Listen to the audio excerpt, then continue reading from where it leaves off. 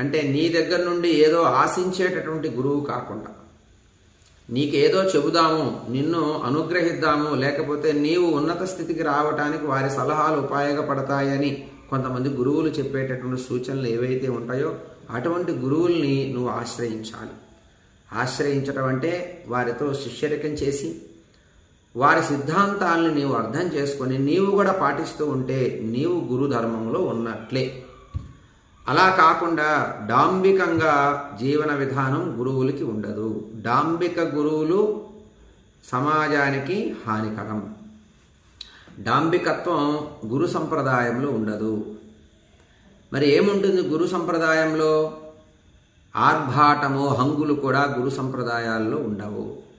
ఏముంటాయి? నిష్ఠ, భక్తి, సంప్రదాయం, ఆచరణ, అనుసరణ, ప్రతి నిమిషము అనుసరించటం.